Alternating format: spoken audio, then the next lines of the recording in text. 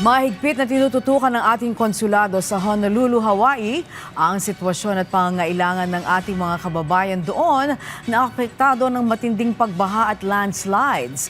Mga Pilipino doon pinag-iingat din sa banta ng dam failure.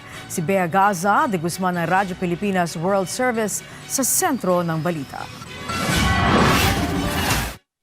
Tinututukan ngayon ng Philippine Consulate General sa Honolulu ang pagpapaabot ng tulong sa mga Pilipinong apektado ng matinding pag-ulan at pagbaha sa Hawaii. Sa panayam ng Radyo Pilipinas World Service, tiniyak ni Consul General Arman Talbo ang patuloy nilang pakikipag-ugnayan sa pamahalaan ng Hawaii upang ilapit ang serbisyo para sa mga apektado ng sakuna. Kasunod ito ng mahigit isang linggo ng pag-ulan na nagdulot ng matinding pagbaha at pagguho ng lupa sa Hawaii.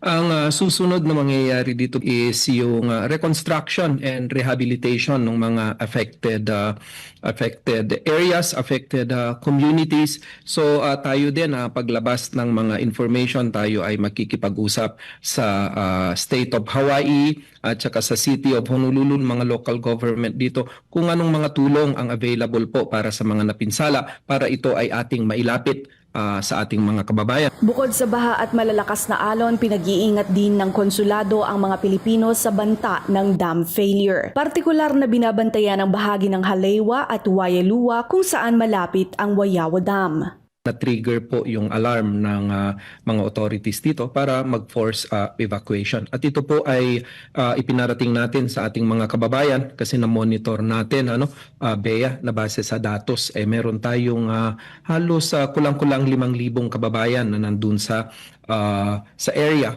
Tiniyak naman ni Conjen Talbo na walang Pilipinong naitalang sugatan o namatay sa malakas na pag-ulan sa Hawaii. Sa datos ng pamahalaan ng Hawaii, hindi bababa sa $1 bilyong ang halaga ng pinsala roon habang umabot naman sa higit 200 katao ang na-rescue. Para sa Integrated State Media, Bea Gaza de Guzman, Radyo Pilipinas, Radyo Publiko.